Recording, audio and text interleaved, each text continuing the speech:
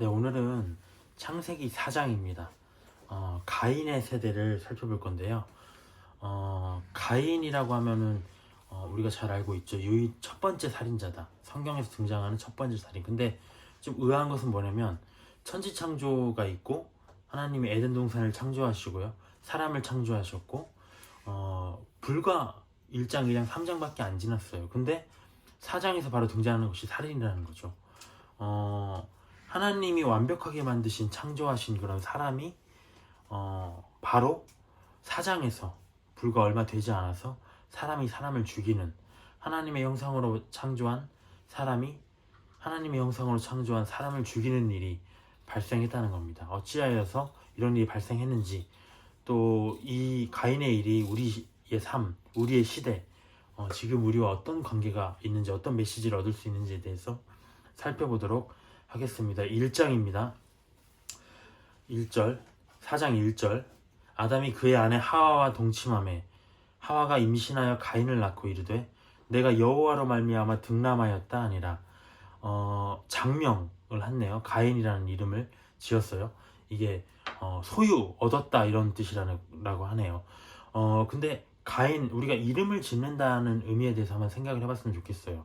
우리가 아담이 처음에 그 생물을 하나님이 만드시고 아담을 창조하셨는데 아담에게 이끌어 오셨어요, 생물들을. 그래서 그들에게 이름을 짓도록 하셨는데 그 말씀 앞에 이런 말이 있죠. 다스리라, 모든 생물들을 다스리라. 창세기 1장 28절에서 그런 권위를 먼저 주신 다음에 생물들의 이름을 지었다. 근데 우리가 창세기 3장 16절에서 보면은 여자를 다스리라. 우리가 선악과 때문에 하와로부터 시작을 했잖아요. 그래서 하와가 미혹되어서 남자까지 선악과를 먹는 결과를 일으켰기 때문에 남자가 여자를 다스려야 된다라는 권위를 주신 겁니다. 그래서 그 전까지는 그냥 여자라고만 나오지만 그때부터 하와라는 이름을 지었다. 창세기 3장 20절에서 하와라는 이름을 지었다고 여기서 등장을 합니다. 그걸로 봤을 때 우리가 그 구약시대를 보죠. 아브라함이라는 인물이 있었는데 하나님이 아브라함이라고 이름을 바꾸셨고요. 계속 이렇게 사레가 사라, 야곱이 이스라엘, 예수님도 마찬가지입니다. 시몬이라는 어부의 베드로를 게바라는 이름을 주셨다는 거죠. 게바, 베드로 같은 뜻입니다. 그래서 이렇게 이름을 바꿔주시는 것이 어떤 의미가 있는가? 권위자가 권위 아래에 있는 자에게 주는 것이라는 거죠. 그래서 우리가 이 내용을 보면은 그러면은 그렇다고 해서 다스리라는 말이 이 시대에 통용이 될 수 있는가? 다스리라는 말, 여자는 이름도 못 짓나? 여자가 요즘 커리어 우먼 시대인데 이렇게 여자가 지금 위축되어야 하나? 요즘 교회에서는 실제로 그런 붐이 불고 있잖아요. 여자를 무시해서 큰일 나고요. 남녀 평등이 등장하고요. 근데 우리가 고린도전서 11장에 보면 이런 얘기가 있잖아요. 이런 일이 있었어요. 고린도 교회에. 이제 나오는 내용이 여자의 머리는 가려야 된다, 교회에서. 그러니까 사람들이 반대를 했겠죠. 왜 여자만 머리를 가리냐? 근데 거기서 뭐라고 얘기하냐면 11장 10절에 보면 여자는 권세 아래에 있는 표를 그 머리 위에 두는 것이다. 그러니까 여자가 계속 자각을 하는 거죠. 머리에 뭐를 씀으로써 내 위엔 누가 있다라는 거를 자각할 수 있도록 이렇게 제도를 만들었다는 거죠. 근데 사람들이 불만인 거예요. 특히 여자들이 불만인 거예요. 왜 우리만 표를 써야 되나요? 그러니까 하나님이 이런 남녀 평등의 시대가 지금 우리 왔잖아요. 근데 그것들에 대항해서 이런 얘기도 해놨어요. 바울이 뭐라고 했냐면 맞다, 여자가 너희들에 대해서 차별하려고 내가 하는 게 아니다. 주 안에는 남자 없이 여자만 있지 않고 여자 없이 남자만 있지 않다. 이는 여자가 남자에게서 났고 여자가 남자에게서 났잖아요. 그리고 우리가 지금 여자의 어머니의 몸에서 태어나잖아요. 그것처럼 남자도 여자로 말미암아 났다. 그러니까 남자가 여자에게 어머니의 몸에서 태어나는 거 맞는데 여자도 최초에는 아담의 갈비뼈에서 났다고 지금 얘기를 하고 있는 겁니다. 그렇기 때문에 결과적으로 모든 것은 하나님께서 났다. 그래서 모두 다 평등하기 때문에 우리가 이방인이나 헬라인이나 종이나 자유인이나 차이가 없다고 하잖아요. 복음에는 차별이 없는 거예요. 근데 여기서 말하는 건 그럼 뭐냐? 왜 여자만 머리를 가리는 것이냐? 그것 때문에 대해서 여기서 얘기하고 있는 겁니다. 이 머리를 가리는 거는 차별의 문제가 아니라 질서의 문제다. 그래서 16절에 보면 이런 얘기가 나옵니다. 논쟁하려는 생각을 가진 자가 있을지라도 우리에게나 하나님의 모든 교회는 이런 관례가 없다라고 못을 박았어요. 논쟁하려는 자들이 있죠, 지금도. 왜 맞나요? 왜 아닌가요? 하지만 우리에게는 하나님의 모든 교회에는 이런 관례가 없다라고 바울이 여기서 못을 박아는 겁니다. 그래서 이거는 질서의 문제지 차별의 문제가 아니다라고 얘기를 할 수가 있어요. 어쨌든 그 하와가 장면권은 권세자가 주는 것인데 아담을 제치고 자기가 가인이라는 이름을 부여했다는 거죠. 그래서인지는 모르겠어요. 그것 때문이다라고 볼 수 없지만 가인의 결말이 어떻습니까? 자기 동생 아벨을 죽인 인류 최초의 살인자가 되었고요. 근데 신기하게도 25절에서 죽은 아벨 대신에 또 다른 아들 셋을 낳습니다. 근데 이때는 다시 그 이름을 아담이 지었다는 말이죠. 그래서 우리가 창세기 5장, 누가복음 3장 족보에 보면 아담 다음에 가인이 아닌 셋으로부터 메시아의 족보가 이어지고 있는 것을 우리가 볼 수가 있습니다. 창세기 5장과 누가복음 3장에 그렇게 돼 있다는 거죠. 그래서 이게 정말 이름 하나 잘못 지었다고 인생이 이렇게 망가질 수 있는 것인가? 라고 볼 수 있겠지만 어쨌든 그런 질서를 위반하는 행위를 누가 했느냐? 바로 그 하와가 저지른 일이다라고 볼 수가 있을 것 같아요. 2절로 한번 넘어가도록 하겠습니다. 2절에 보면 그가 또 가인의 아우 아벨을 낳았는데 아벨은 양치는 자였고 가인은 농사하는 자였더라. 세월이 지난 후에 가인은 땅의 소산으로 제물을 삼아 여호와께 드렸고 아벨은 자기도 양의 첫 새끼와 그 기름으로 드렸더니 여호와께서 아벨과 그의 제물은 받으셨으나 가인과 그의 제물은 받지 아니하신지라. 여기서부터 시작되는 거죠. 우리가 예배를 드렸습니다.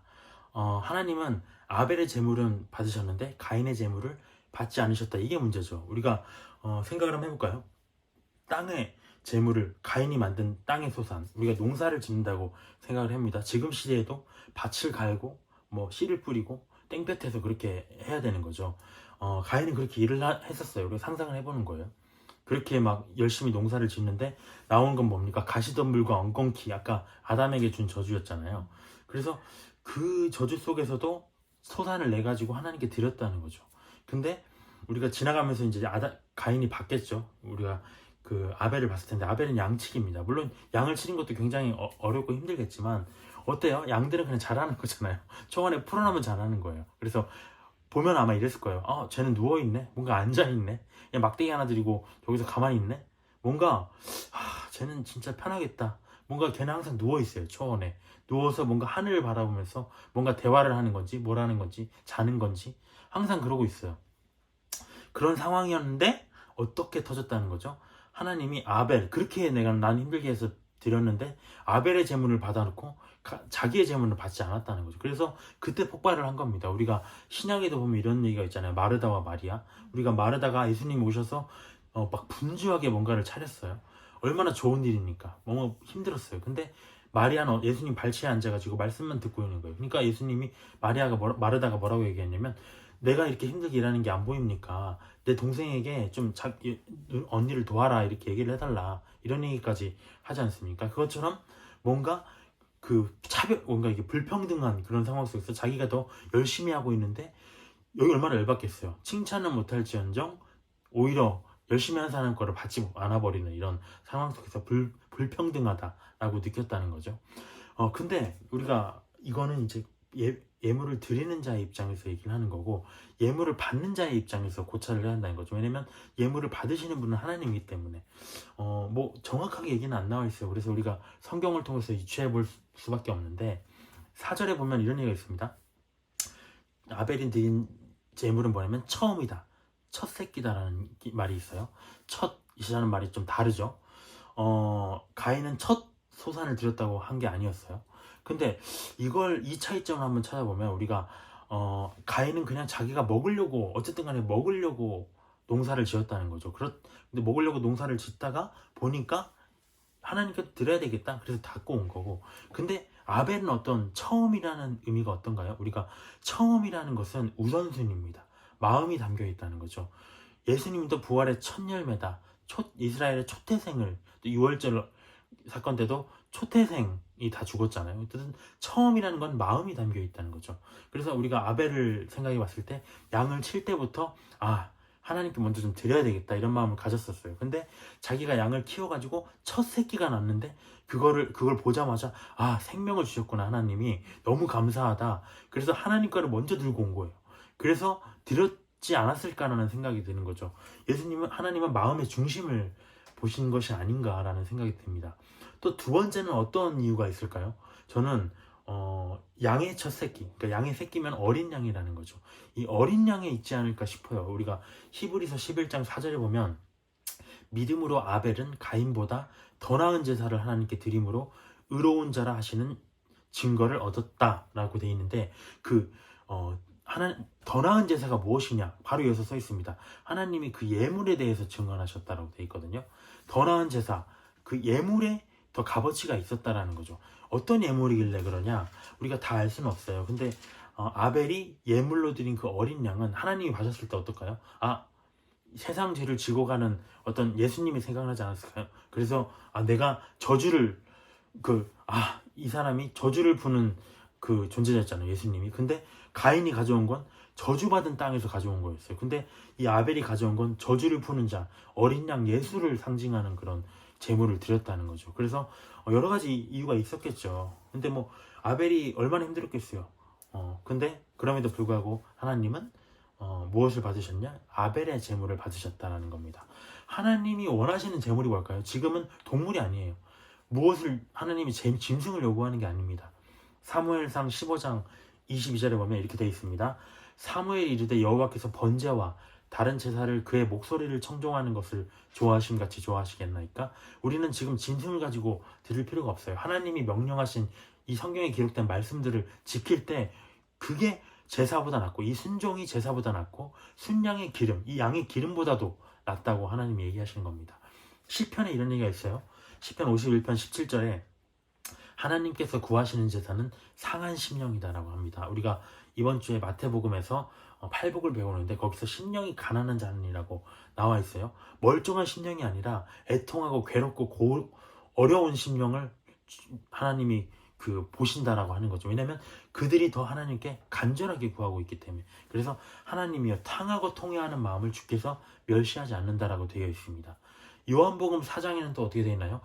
참되게 예배하는 자들은 영과 진리로 예배한다. 성령과 진리로 예배한다고 얘기가 돼 있고요. 또 히브리서 13장 15절에 보면 예수로 말미암아 항상 찬송의 제사를 드리자라고 돼 있습니다. 예수가 핵심이 돼야 된다는 거죠. 그래서 우리는 지금 짐승의 제사가 아니라 순종의 제사, 상한 심령의 제사, 영과 진리의 제사, 그리고 예수의 제사를 드려야 된다라고 볼 수가 있습니다. 5절에 아까 보면 이렇게 나와 있어요. 가인이 몹시 분하여서 안색이 변했다라고 되어 있습니다. 5절에 보면 몹시 분하여서 하나님이 예물을 받지 않으니까 가인이 분노한 거예요. 예배를 드리다가 분노가 일어났어요. 분노는 영적인 문제입니다. 우리가 신약에서 분노에 대해서 여러 번 경고하고 있습니다.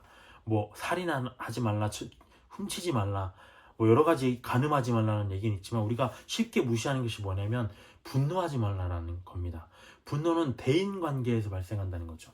성경적인 정의가 뭔가요? 우리가 야고보서 1장 19절을 한번 봐볼까요? 분노에 대한, 이 가인이 취했던 분노에 대한 정의가 무엇이냐? 야고보서 1장 19절부터 20절 한번 같이 읽었으면 좋겠어요. 내 사랑하는 형제들아, 너희가 알지니 사람마다 듣기는 속히하고 말하기는 더디하며 성내기도 더디하라. 사람의 성내는 것이 하나님의 의를 이루지 못합니다. 하나님의 뜻을 이루지 못한다는 거죠. 내가 하나님께 정말 하나님과 교제하고 제사를 잘 드리고 기도를 열심히 하고 예배에 참석하고 헌금 생활을 다 했지만 하나님의 뜻이 이루어질랑 말랑 하고 있는데 성을 내버리면 다 망가져 버린다는 거죠. 하나님의 뜻이 이루어지지가 않는다. 의로움이, 하나님의 의가 이루어지지 않는다고 얘기를 하고 있습니다. 에베소서 4장 26절 27절에 이렇게 되어 있습니다. 분을 내어도 죄를 짓지 말며 해가 지도록 분을 품지 말고 마귀에게 틈을 주지 마라. 사탄이 활동할 빌미를 준다는 거죠. 우리가 분을 내 있는 상태에서는 사탄이 감정적이 되어 있는 사람이기 때문에 그를 데리고 죄로 이끌어가기 쉽다는 거죠. 분이 난다는 거, 우리가 인간인데 어떻게 분이 안 납니까? 근데 문제는 뭐냐면 그 분을 가졌을 때 빨리 회개하고 빨리 처리를 해야 되는데 그거를 품고 있다 보면 사탄이 쟤 지금 맛이 가 있는 상태구나, 감정이 완전 훼손돼 있네, 이때다, 감정 마비된 상태에서 내가 얘를 죄로 이끌어가야 되겠다 하고 사탄이 발동을 한다는 거죠. 마태복음 5장 22절에는 이렇게 되어 있습니다. 형제에게 노하는 자마다 심판을 받는다라고 되어 있어요. 심판을 받는 죄다. 그래서 우리가 여러 가지 다른 죄들은 쉽게 생각하지만 분노는 정말 가볍게 생각하는 경향이 있는데, 이 첫 번째 살인, 첫 번째 죄악, 이 죄악의 원인이 무엇이냐를 살펴보면 분노라는 겁니다. 그만큼 중요한 것이다. 그래서 우리가 분노의 원인을 그럼 한번 찾아볼까요? 왜 분노가 났나? 가인이 하나님을 위한 제물을 드리다가 받지 않았어요. 우리가 예를 들어서 봐보세요. 어떤 사람이 너무 사랑스러워서 선물을 가져갔어. 근데 선물을 주면서 이 사람이 받지 않았어요. 아, 이거 좀 괜찮은데. 그러면 어떤 마음이 있어? 난 이 사람이 너무 좋은데 이 사람이 나 그거 필요 없어. 아니, 나 지금 그거 별로 받고 싶지 않아. 그렇게 얘기했다면 그럼 뭐가 받고 싶은데? 나 너를 위해서 뭐 해주고 싶은데 네가 원하는 게 뭐야? 아니면 애초에 먼저 물어봤겠죠. 네가 원하는 게 뭐야? 제가 원하는 게 뭘까 고민도 하고. 근데 받지 않았다는 것에 화가 난다는 건 뭔가요? 내가 복을 빌고 싶었다는 거죠. 내 만족을 위해서 드렸다는 거예요. 그러니까 내 만족이 채워지지 않으니까 화가 났다는 겁니다. 그러니까 가인이 드린 건 뭐냐면 자기가 복받기 위한 종교 의식이었다는 거죠. 그래서 우리가 또 두 번째 원인은 뭘까요? 분노는 시기 질투에서 출발한다. 내가 아벨보다 부당한 대접을 받았네. 나라는 존재성이 있는데 이 자존심이 침해를 받았네. 라고 생각했기 때문에 시기 질투에서 분노가 난다라고 되어 있어요. 근데 예수님이 어떠셨나요? 예수님 한번 찾아봤으면 좋겠어요. 이사야서 53장 7절입니다. 이 부분을 저도 분노가 많은 사람이기 때문에 이 부분을 항상 생각하려고 하는데 참 쉽지 않아요. 이사야서 53장 7절을 한번 같이 읽겠습니다. 그가 곤욕을 당하여 괴로울 때에도 그의 입을 열지 아니하였으며 마치 도수장으로 끌려가는 어린 양과 털강자 앞에서 잠잠한 양같이 그의 입을 열지 아니하였도다. 억울하게 끌려가는데도 불구하고 도살장에 끌려가는 어린 양 곧 죽어요. 근데 신음 한번 내지 않고 그대로 순종을 했다는 것입니다. 그것처럼 분노는 예수님과 같이 다루어져야 된다라고 보는데 참 어렵죠. 네, 7절로 가보도록 하겠습니다. 네가 선을 행하면 어찌 낫을 들지 못하겠느냐? 선을 행하지 아니하면 죄가 문에 엎드려져 있느니라. 죄가 너를 원하나 너는 죄를 다스릴지니라. 분노한 가인이 이제 지금 정신을 못 차리는 상황이 왔어요. 그래서 하나님이 상담을 하십니다. 우리가 하나님은 어떤 분이신가요? 이사야서에서 모사라고 나와 있어요. 원더풀 카운슬러, 가장 좋은 상담가라는 거죠. 하나님은 지금도 말씀으로 우리의 문제를 상담하고자 하세요. 우리가 이 금쪽이라고 볼 수가 있을 것 같아요. 금쪽이 가인을 보고 하나님이 솔루션을 제시를 하는데 어떻게 제시를 하냐? 선을 행하라고 하는 겁니다. 선. 우리가 우리가 죄에서 벗어나는 방법을 생각해 보면 죄를 참아야지, 아니면 죄에서 벗어나야지 막 이렇게 애를 쓴다는 거죠. 근데 하나님이 야, 너 빨리 죄를 피해, 아니면 막 뭐 다른 곳으로 가, 이렇게 얘기한 게 아니라 선을 행해야 한다. 뭔가를 해야 된다.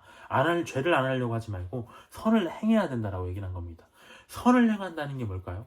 뭐 여러 가지 구제, 사랑도 있을 수 있겠어요. 근데 뭐냐면 선한 분이 누구십니까? 선한 분은 예수님이 말씀하셨듯이 오직 하나님 한 분이시다라고 되어 있는데, 선하신 하나님께 돌아가서 그분을 섬기는 예배와 기도와 찬송을 하는 모든 행위가 바로 선이다. 그렇기 때문에 하나님이 이 말씀하셨을 때 가인은 빨리 회개하고 내가 하나님이 받으시는 예배를 위해서 다시 나아가야 되겠다라는 마음을 가졌어야 된다는 거죠. 근데 그렇게 하지 못했다. 또 여기서 주목할 점은 뭐냐면 죄가 원한다는 거죠. 죄가 단순히 우리를 지켜보고 있는 게 아니라 죄가 나를 사로잡기를 원한다는 말이 하나님이 여자가 남자를 사모할지니라 라고 명령을 하셨잖아요. 거기에 사모라는 말과 동의어다. 열정적으로 사랑한다. 뭐 우리가 아내가 남편을 사랑하잖아요. 근데 어떤 사람들 보면 이런 걸 많이 경험해요. 남편들이 막 두드러 패고 구박하고 하는데 그냥 궁상맞게 붙어서 사는 사람들 있잖아요. 여자들의 존재라는 그런 거라는 거죠. 기본적으로 깔려 있어. 기본적으로 남편을 사모하는 마음. 근데 그 사모하는 마음이 죄가 우리를 사모하는 마음과 동일하다고 얘기를 하고 있습니다. 엄청나게 강력하고 끈질긴 거죠. 근데 그런 죄에 대해서 다스리라는 말은 우리가 앞에서도 계속 나왔었죠. 통치권. 근데 죄는 우리가 통제를 할 수 있는 범위 내에 있다라고 하나님이 얘기를 해주셨는데, 그 방법이 무엇이냐? 선을 행하는 것. 말씀을 보고 기도하고 찬송하고 하나님과 교제할 때 그 죄가 다스려질 수 있다라고 카운슬링을 해주신 겁니다. 근데 8절에서 어떻게 됐나요? 가인이 그의 아우 아벨에게 말하고 그들이 들에 있을 때 가인이 그의 아우 아벨을 쳐 죽였다고 돼 있어요. 가인은 결국 선을 행하지 못했어요. 동생을 돌로 쳐 죽였어요. 그러니까 하나님이 상담을 하시지만 강제로 막지 않으세요. 모든 것을 결정하는 것은 자기 자유의지에 있다. 그러나 결과는 자기가 책임지는 거죠. 근데 이상한 걸 한번 발견할 수 없을까요? 우리가 재물을 받지 않은 사람이 누군가요? 아벨이 여기서 이간질한 거 아니에요. 아벨이 하나님 가인의 재물은 받지 마세요라고 얘기하지 않았어요. 근데 왜 아벨을 때려 죽이냐는 말이죠. 신기한 거죠. 우리가 사탄이 하나님을 대적하고 하나님께 분노했을 때 예수님을 죽였잖아요. 의인이신 예수님을 죽였어요. 그것처럼 우리가 믿는 자에게 나타나는 분노는 뭐냐면 사람에게 화를 내고 있지만 본질적으로 따져보면 하나님을 향한 분노예요. 하나님을 향한 분노가 있다. 그래서 하나님이 카운슬링 하신 게 선을 행해라. 나와 너의 관계가 지금 온전하게 돼야 돼. 문제가 있어. 그래야지 네가 지금 이 분노를 해결할 수 있는 거야 라고 하고 있는데 이 사람은 그렇게 하지 못했고 말씀 보기 싫어. 우리가 찬양 드리기 싫어. 이렇게 하는 결과로 어떻게 됐냐면 바로 동생을 때려 죽이는 결과를 일으켰다라고 볼 수가 있습니다. 우리가 마태복음 5장 23절에서 24절 보면 이런 얘기가 나와 있어요. 그러므로 예물을 제단에 드리려다가 거기서 네 형제에게 원망 들을 만한 일이 있는 것이 생각나거든. 예물을 제단 앞에 두고 먼저 가서 형제와 화목하고 그 후에 와서 제물을 드려. 이 말씀 우리가 너무 많이 암송하죠. 제사를 드리려다가 형제에게 원망받을 만한 일이 생각나면 예물을 두고 형제와 화목하고 와라. 이 말 너무 좋은 말씀이에요. 근데 우리가 이 말씀을 재조명할 필요가 있어요. 이 말씀을 보면서 어떻게 되냐면 저도 경험해본 바입니다. 예배가 먼저 하기 전에 형제와 화목해야 되는데 형제와 화목하기 싫거든요. 형제와 화목하기 싫으면 어떻게 되냐. 예배를 안 가. 그래? 그럼 나 예배를 안 할 거야.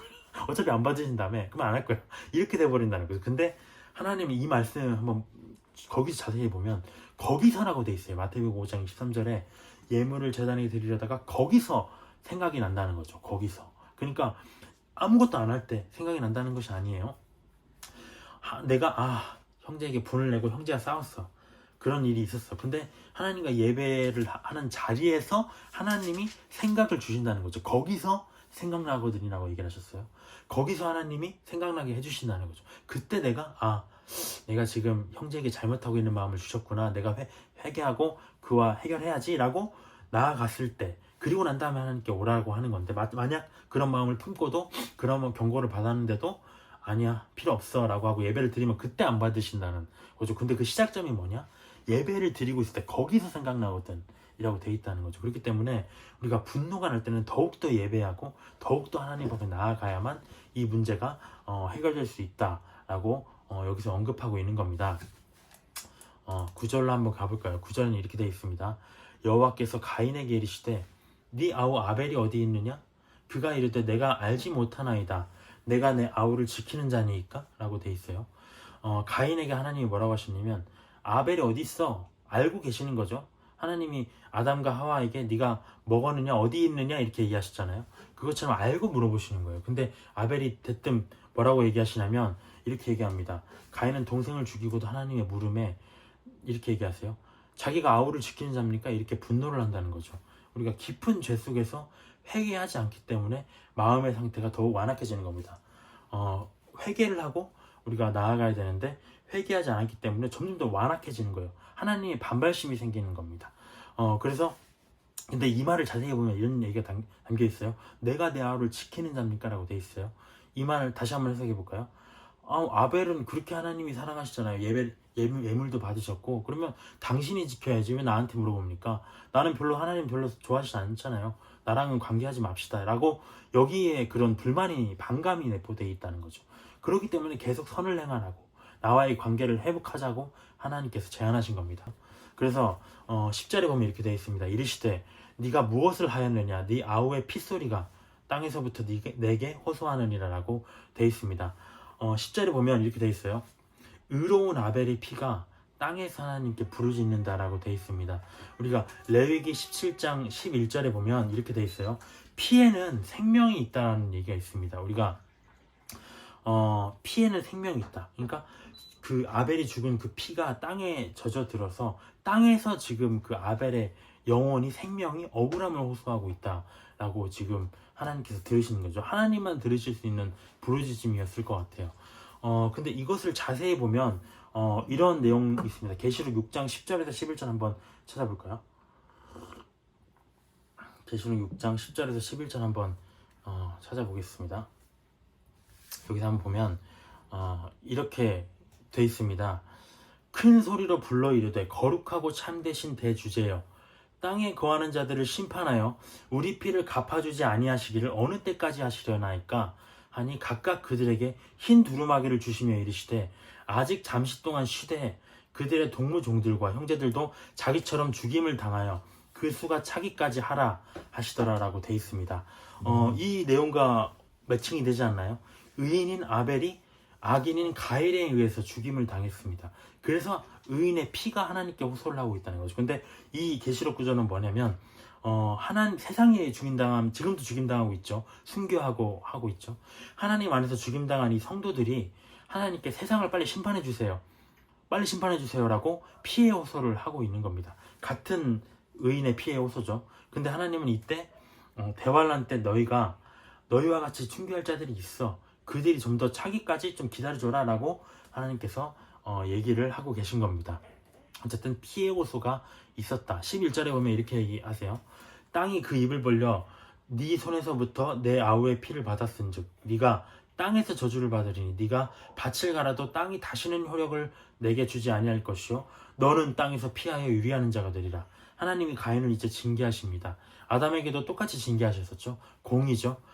근데 특별한 얘기가 있어요. 여기서 땅의 저주가 원래 아담에게도 있었다는 거죠. 근데 아담 때는 가시던 물과 엉겅퀴를 낸다고 있어요. 그러니까 힘들게 얻는다는 거죠. 수호가 필요하다는 거죠. 원래는 그냥 먹을 수 있었는데 너무 심기만 하면 바로바로 병잡기 됐었는데, 근데 여기서 뭐라고 얘기하냐면 효력을 아예 안 낼 것이다. 너 인생 망했어. 이제 넌 인생에서 다 안 될 거야. 하는 일마다 안 될 거고 넌 힘들게 살 거야 라고 얘기를 하고 있습니다. 아무런 결실을 얻지 못할 거다.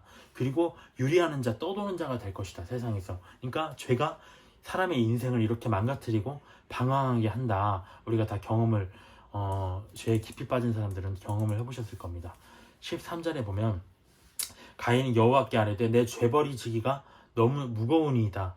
주께서 오늘 지면에서 나를 쫓아내시온즉 내가 주의 낯을 배웁지 못하리니 내가 땅에서 피하며 유리하는 자가 될지라. 무릇 나를 만나는 자마다 나를 죽이겠나이다. 여호와께서 그에게 이르시되 안 그럴 거야. 가인을 죽이는 자는 벌을 7배나 받으리라 하시고 가인에게 표를 주사 그를 만나는 모든 사람에게서 죽임을 면하게 하시니라. 가인이 죄를 지어서 이제 하나님의 낯을 뵙지 못하고 단절이 됩니다. 그럴 때 이제 보호자가 없는 상황이잖아요. 그러면 우리가 앞에서도 봤지만 짐승들이 다 사람에 대해서 반개심을, 적개심을 갖고 있었어요. 어쩌면 아담의 다른 자손들이 또 사람들이 살았을지도 모르겠어요. 근데 어쨌든 그런 존재들이 자기를 죽일 거는, 왜냐면 이제 하나님의 보호하심이 없기 때문에 마음대로 해도 되겠다라는 마음을 가지고 있을 수 있겠다라고 가인이 호소를 하니까 하나님이 죄인의 기도를 또 들으셨다는 거죠. 그에게 죽임당하지 않게 그래서 포효를 주셨다. 아담에게 가죽옷을 지어 입히셨듯이 그 공의로 죄는 미워하시지만 은혜와 사랑으로 죄인은 긍휼히 보시는 게 하나님의 성품이다라고 되어 있습니다. 우리가 에스겔서 18장 32절에 보면 이런 얘기가 있어요. 죽을 자가 죽는 것도 내가 기뻐하지 아니하노니 너희는 스스로 돌이키고 살지니라. 하나님은 어쨌든지 간에 생명의 하나님이시라는 겁니다. 그런 차원에서 가인에게 또 은혜를 베푸셨다. 근데 가인의 행태, 여기서부터 이제 주목을 해야 됩니다. 우리가 16절에 보면 가인이 여호와 앞을 떠나서 에덴 동쪽 노 땅에 거주하더니 아내와 동침함에 그가 임신하여 에녹을 낳은지라. 가인이 성을 쌓고 그의 아들의 이름으로 성을 이름하여 에녹이라 할지라. 계속 여기 이름들이 나오는데 이름들을 잘 필기해서 많이 묵상을 해볼 필요가 있을 것 같아요. 가인은 에덴 동쪽에 거했습니다. 우리가 아담과 하와 때 이미 에덴 동산에서 쫓겨났죠. 근데 가인이 원한 건 뭐냐면 에덴 입구 쪽에 로 갔어요. 거기서 들어갈 기회만 노리고 있는 거예요. 그만큼 에덴 동산을 갈망했다. 근데 에덴 동산을 갈망하는 건 좋아요. 천국을 갈망하는 건 좋았어. 근데 문제가 뭐였냐면 그 천국, 우리가 예수님이 뭐라고 말씀하셨냐면 나로 말미암지 않고는 아버지께로 올 자가 없다라고 얘기하셨다는 거죠. 성문에 들어갈 권세는 오직 구원의 유일한 이름인 예수로만 가능한데 그들의 후손들은 뭘 원했냐? 자기의 힘으로 들어가려고 했다. 그래서 여기서부터 사람의 문화의 발전이 바로 시작이 되는 겁니다. 가인이 에녹을 낳았어요. 17절에 가인이 에녹이라고 이름을 정했는데 이는 우리 뒤에 나오는 하나님과 동행한 에녹이 아닙니다. 이 에녹이라는 사람은 시작과 선생이라는 뜻이에요. 우리가 시작은 누굽니까? 시작과 끝은 하나님이세요. 근데 하나님 없는 사람의 족보를 내가 시작하겠다라고 지금 밝히고 있는 겁니다. 사람의 족보로 시작한다. 그리고 또 뭐라고 얘기하냐면 선생. 우리가 예수님이 나는 선생이다라고 얘기하셨는데 하나님의 지식이 아니에요. 하나님의 지식이 아니라 사람 중심의 세상, 내 신념, 사람의 지식을 내가 가르치는 선생이 되어야 되겠다. 왜냐면 내가 에덴 동산에 들어가야 되기 때문에 우리는 강해져야 돼. 발전돼야 되라고 얘기를 한 겁니다.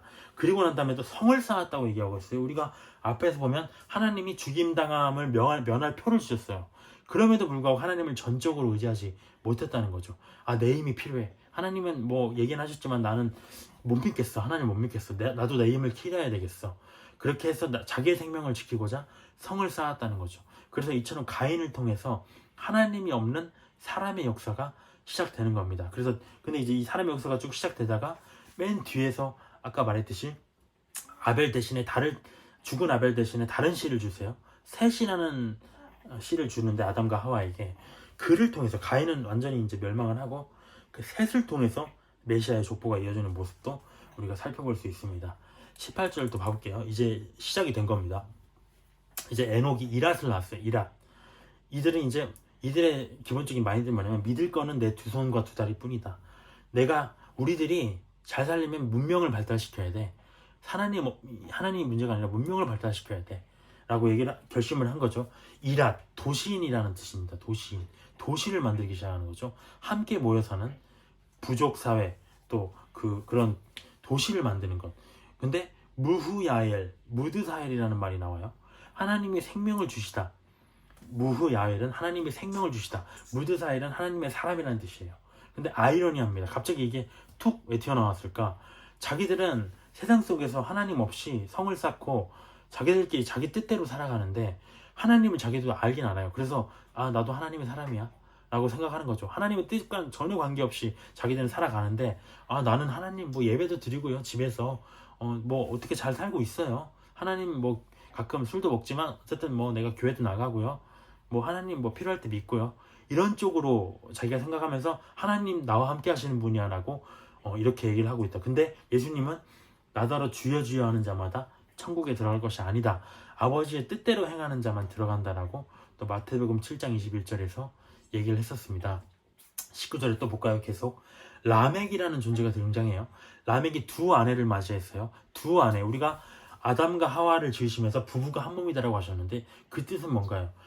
한 명의 남자와 한 명의 여자가 한 몸이 되라고 하신 거겠죠. 한 명의 남자와 여러 명의 여자들이 한 몸이 되라고 얘기를 안 하셨겠죠. 근데 여기는 두 아내를 맞이했다는 거죠. 하나님의 질서에 벌써 반기를 든 겁니다. 일부 다처제가 시작되는 거죠. 라멕의 뜻은 정복자입니다. 정복자.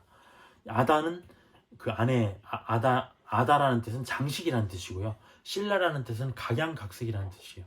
외모, 화려함, 어떤 치장을 추구한다는 거죠. 그래서 하나님이 이렇게 말씀하시는 거죠. 디모데 전서에서 여자들도 단정하게 옷을 입어라. 소박함과 정절로서 자기를 단장해라. 따은 머리나 금이나 진주나 값진 옷으로 하지 말고 선행으로 해야 된다. 이것이 하나님을 경외한다라고 하는 자들에게 마땅한 것이다라고 했는데 이들은 지금 이런 생활을 살고 있는 겁니다. 20절에 이제 라멕의 아들들이 등장을 합니다. 야발이 등장을 해요. 야발. 이건 장막이라는 뜻인데 목축업을 했다고 나와 있어요. 직업들이 등장을 합니다. 야발은 목축업을 했어요. 유발은 21절에 유발은 소리라는 뜻이에요. 음악, 수금과 퉁소죠.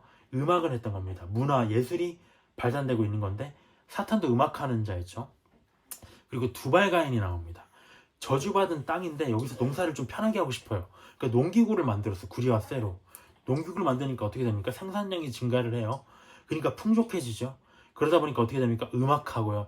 사람이 눈을 돌리는 거예요.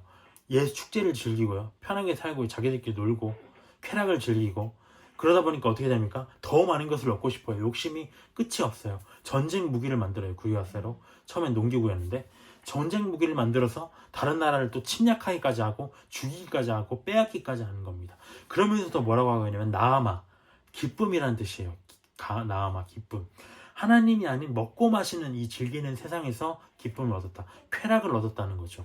그래서 계속 이렇게 사람 중심으로 문화가 이어지고 있다. 근데 그 절정이 무엇이냐? 바로 라멕입니다. 23절에 보면 우리가 그 성경의 구조를 한번 생각해 볼까요? 1장에서 천지창조를 설명하신 다음에 2장에서 그 천지창조 중에서 사람을 포커스를 맞춰서 얘기를 하셨어요.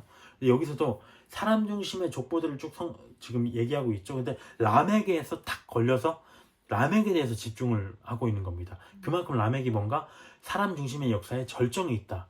육적 존재의 절정이다라고 볼 수가 있을 것 같아요. 23절에 보면 라멕이 아내들에게 이르되 아다와 실라여 내 목소리를 들으라. 라멕의 아내들이여 내 말을 들으라. 나의 상처로 말미암아 내가 사람을 죽였고 나의 상함으로 말미암아 소년을 죽였도다. 가인을 위하여는 벌이 7배일진데 라멕을 위하여는 벌이 77배이로다 하였더라라고 되어 있습니다. 여기가 굉장히 좋은 오늘의 핵심이 아닌가 싶어요. 첫 번째 23절에 보면 나나나가 나와요. 나나나 우리가 잘 알고 있습니다. 내 목소리를 들어라. 내 말을 들어라. 나의 상처, 내가, 나의 상함, 나나나, 나에게 집중, 자기에게 집중하는 것이 어떤 육적인 사람의 특징입니다. 라멕은 아내들에게 자기의 목소리에게 주목하라고 했어요. 절대 우리가 예수님과의 한번 성향을 비교해 보자고요. 라멕은 내 목소리 집중해, 절대 복종해, 나 권위자야, 나 정복자야 라고 되어 있는 겁니다. 예수님은 어떠신가요? 예수님은 제자들의 발을 씻기시는 섬김의 왕이었다는 거죠. 근데 또 하나 볼까요? 우리가 여기 보면 자기에는 작은 상처가 생겼어. 상함 정도가 생겼어요. 근데 그 자를 죽였대 자기가. 이걸 봤을 때 얼마나 잔인합니까? 폭군이죠. 보복하는 성향이 굉장히 짙은 사람이죠. 용서가 없고 무자비한 사람이다. 약한 소년이라도 나 건드려 다 죽여버릴 거야. 나는 잔인한 존재야 라고 얘기를 하고 있는 겁니다. 근데 예수님은 어떤 존재인가요? 예수님은 자기를 잡으러 온 대제사장의 종 말고가 있었어요. 베드로가 칼을 꺼내서 그의 귀를 베니까 예수님이 뭐 하는 거야? 칼을 가지는 자는 다 칼로 망할 거야 라고 하신 평화의 왕, 온유의 왕, 용서의 왕이셨다는 거죠. 그리고 또 하나를 보면 여기 24절에 이런 얘기가 나와 있죠. 하나님은 가인을 공격하는 자에게 아까 7배나 벌을 내리실 거라고 했잖아요. 근데 자기는 뭐냐면 나를 위해서는 나를 거두면 난 77배나 내가 벌을 내릴 거야. 이게 무슨 뜻입니까? 자기는 나는 하나님보다 더 강해. 가인 죽이면 하나님이 7배 지키신다고 나는 77배로 아주 나를 지킬 거야. 그 사람 다 죽일 거야. 벌을 내릴 거야 라고 얘기를 하고 있는 겁니다. 자기가 하나님보다 강한 존재라고 교만함을 표현하고 있는 거죠. 우리가 창세기 3장 15절에 이 라멕이라는 인물의 영적 배경을 사탄으로 봤을 때 창세기 3장 15절에 뱀이 이 얘기를 들었잖아요. 여자의 후손 베시아가 뱀의 머리를 부술 거야, 상하게 할 거야 라고 됐어요. 근데 여기 보면 상하면 내가 어떻게 하겠다고 나와 있죠. 그러니까 그 말씀을 은근히 지금 얘기를 하면서 하나님 그런 말씀 하셨죠. 내 머리를 상하게 할 거라고. 나를 상하게 하면 내가 가만 안 있을 거예요. 나는 메시아도 이길 수 있는 존재야 라고 대적하고 있는 겁니다. 근데 예수님 뭐라고 하시니까? 예수님은 이렇게 교만하지 않아요. 누구든지 자기를 높이는 자는 낮아져야 되고 누구든지 자기를 낮추는 자는 높아질 것이야 라고 하는 겸손의 왕이라는 거죠. 교만과 겸손, 또 잔인함과 평화 온유의 왕, 또 권위적인 왕과 섬김의 왕이 대조를 이루고 있다라고 볼 수가 있을 것 같습니다.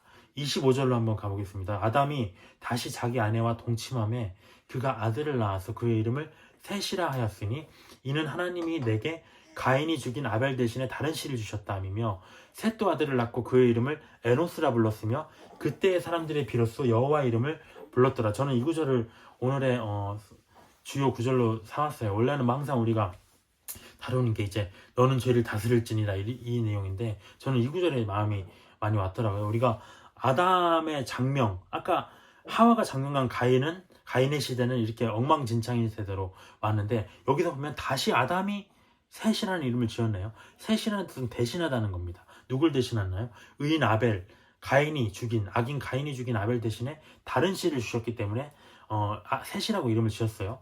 그러면서 뭐라고 하냐면 에노스가 등장을 합니다. 에노스, 고칠 수 없다, 부패하다라는 뜻이에요. 이게 뭔가요? 에노스 때 나는 고칠 수 없는 존재. 사람들이 이렇게 인식한다는 거죠. 나는 고칠 수 없는 존재야. 나 진짜 부패한 놈이었구나. 나 죄인이었구나. 이런 한계를 자각했다는 거죠. 그 전까지는 내가 최고야. 우리가 잘할 수 있어. 문명이 발달해야 돼. 라고 얘기했지만 여기서 비로소 나는 죄인이구나 라고 자기 자각을 했을 때 어떻게 됩니까? 그때 사람들이 비로소라는 말이 있어요. 여호와의 이름을 불렀더라. 자기가 연약함을 깨달았을 때 비로소 여호와의 이름을 부르면서 하나님을 찾게 됐다. 하나님의 이름을 불렀다. 여호와라고 돼 있어요. 우리가 하나님과의 관계성이라는 이름이라고 했죠. 하나님과의 관계성을 갈구하게 되는 거예요. 아, 내가 그렇게 해야만 에덴 동산에 들어가는 거구나. 이렇게 우리 문명을 발전시켜봤자 다 죽임당하는 것 뿐이구나라고 그때 깨닫게 되면서 하나님의 이름을 불렀다라고 돼 있습니다. 우리가 세례 요한도 회개 세례를 먼저 줬다고 했죠. 왜냐면 그래야만 자기가 죄인임을 자복하고 깨달아야만 예수님을 받아들일 수 있기 때문에. 그것처럼 에노스 때 비로소 가인의 역사, 또 셋으로부터 시작했었죠. 셋 다음에 에노스. 그래서 그때부터 이 의인 아벨의 죽은 아벨을 대신해 주신 다른 씨 셋으로부터 메시아의 족보가 이어졌다라고 얘기를 하고 있는 겁니다. 마무리를 해볼게요. 우리가 가인으로부터 시작한 반역의 역사가 계속됐습니다. 에노스 때에야 비로소 하나님께 돌아갔습니다. 그 반역의 역사의 시작점에 있는 가인의 분노죠. 세상에서 놀다가 시작한 게 아니에요. 하나님께 예배를 드리다가 시작했어요. 그러니까 하나님을 믿는 자에게 사탄이 개입한 영적인 문제라는 거죠. 세상 잘 살고 있는데 분노가 일어나고 잘못되지 않아요. 원래 잘못됐어, 그 사람은. 근데 잘 예배를 드리고 있는 사람인데 분노 때문에 하나님과 멀어지고 죄까지 짓고 사람까지 죽이게 되는 그 문제는 사탄이 분명히 개입한 것이다. 그래서 가인은 하나님의 경고를 받았는데 결국에는 문 앞에 엎드려져 있다고 했어요. 문 앞에 엎드려 있지 문을 열고 들어오진 않았어요. 내가 다스리면 됐어요. 문을 안 열어주면 됐어요. 근데 그 죄에게 내가 문을 열어줘 버린 꼴이 됐다라고 돼 있습니다. 그래서 가인은 자기 힘으로 이제 에덴 동산에 쫓겨나서 들어가야 되겠다 마음을 먹었는데 그가 한 짓은 뭐냐면 성을 쌓고요. 뭔가 자기로부터 시작해야지, 내가 나의 사상을 전파해야지, 이렇게 마음을 먹었다는 거죠.